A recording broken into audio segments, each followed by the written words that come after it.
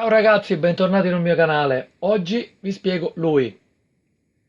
È il VHSH, è il carburatore da 30 mm dell'Orto, come potete vedere dell'Orto VHSH, bellissimo, guardate, spettacolare.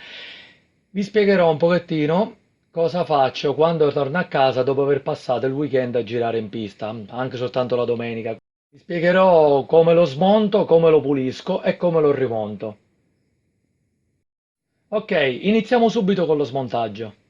Allora, per prima cosa, dopo aver tolto il tubicino di sfiato della vaschetta, tolgo il tappo superiore, la molla,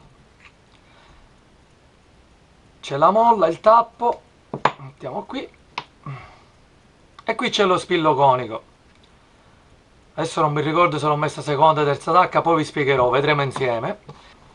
Allora ragazzi, come stavo dicendo, con la chiave da 4 mm comprata da Brico, svitate la vaschetta.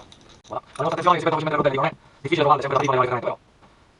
Allora, una volta svitata la vaschetta, accediamo a tutta una serie di getti, galleggianti, spilli, insomma, sembra un po' complicato. Vi consiglio di staccare sempre la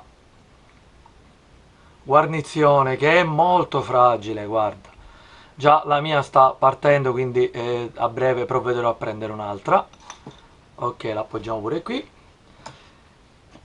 Svitiamo il getto del massimo.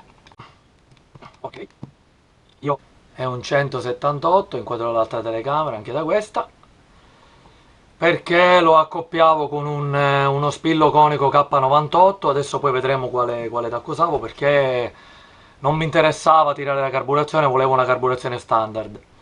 Allora, per togliere il polverizzatore, questo di qua, io sempre molto economicamente ho comprato una 8-9 a tubo e in poche parole l'ho forata all'interno.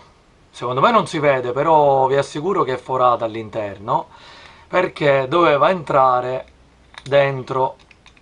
Ok, con la tubo da 9 che ho modificato, liberiamo, vediamo il polverizzatore. Io in questo periodo uso un 2,70, sicuramente non si legge, DQ 2,70. Adesso tolgo il getto del minimo, voilà. Ops, minchia, mi è caduto. Con un bel cacciavite italiano o giravite italiano svitiamo il getto del minimo. Io uso un 60, quindi ho usato un 60 in questa occasione con un altro giravite che ho modificato, in poche parole l'ho tagliato col flex e l'ho ammolato in modo che potesse entrare perfettamente dentro la sede del, ve lo faccio vedere, dentro la sede dell'emulsionatore, che è molto piccola, eccola.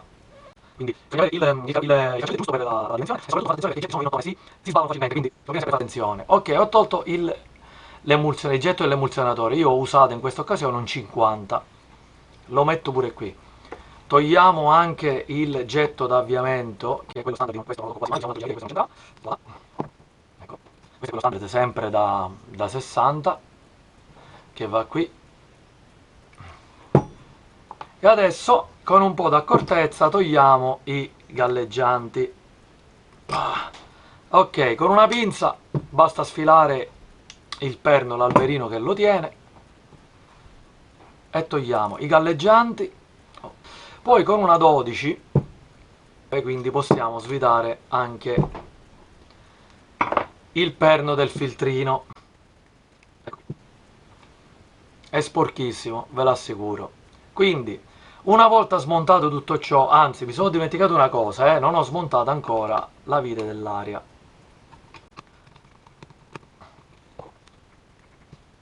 Ok. Ok, una volta svitato tutto ciò, eccola, questa è la molletta della vite dell'aria, fate attenzione perché la perdete, come la stavo perdendo io.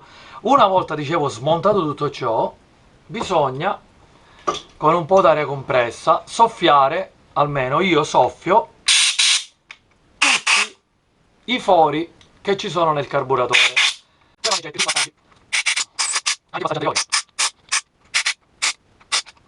Ok, una volta fatto ciò, a ritroso incomincio a rimontare tutte cose, quindi prima soffio il filtrino,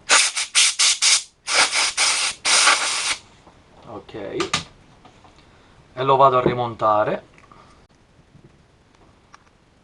ok, poi rimonto, prima, ops, avevo dimenticato, prima rimonto la vite dell'aria,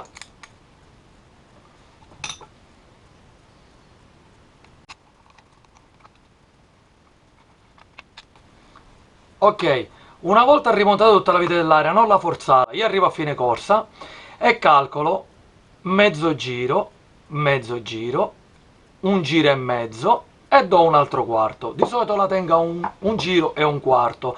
Comunque in determinate condizioni, quando vogliamo più magro, in basso, possiamo aprirlo anche fino a due giri e mezzo. Comunque questa è una cosa sempre molto soggettiva e dipende da come sentite il motore sul cavalletto. Allora, continuando, montiamo i galleggianti, facendo sempre attenzione prima a montare lo spillo così, nella sua gola, dare un'occhiata se lo spillino è un pochettino rovinato perché la punta è in gomma, questa punta arancione è in gomma, comunque di solito durano parecchio, lo mettiamo nella sua sede e incastriamo il perno che lo tiene. Ok, un colpetto di pinza dovrebbe andare bene. Per regolare l'altezza dei galleggianti, io al solito ho comprato questo, è un calibro digitale dal costo veramente irrisorio, 8 euro. Per misurare il livello dei galleggianti si fa così: si prende il calibro, lo aziona il calibro sul bordo del carburatore. Il carburatore deve stare in piano e deve essere senza guarnizione. Si appoggia il calibro al galleggiante, si azzera il calibro, si riporta a zero, a me dà una lettura di 13 e 40 e 46. Lo misuro da tutte e due parti, vediamo se, voilà, una e due, lo azzero. Di solito la misura che utilizzo è da 13 a 13 e mezzo, 13 e 6, questa è la misura che utilizzo, 13 e 4 va benissimo. Continuiamo con il montaggio del carburatore. Prima di rimontare il polverizzatore, soffiamo anche lui. Ecco. Sembra una tremenda, però non lo era sicuro, ragazzi. Non riuscivo a vedere niente. Ok, utilizziamo la chiave che ho martoriato. Ecco. Aspetta, prendiamo il giro di ok. Poi, prima lo soffiamo e dopo rimontiamo il getto del massimo. Ok, montiamo il getto dell'avviamento. Adesso soffiamo anche lui. Soffiamo l'emulsionatore del minimo e lo rimontiamo. Ecco.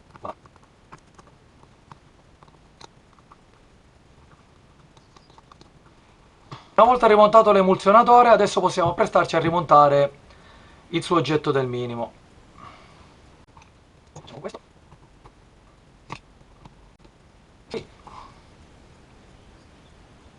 Rimontiamo la guarnizione sopra. Fate sempre molta attenzione alla guarnizione perché è delicata, si rompe molto facilmente. Quindi rimontiamo la vaschetta, controlliamo se c'è sporcizia dentro.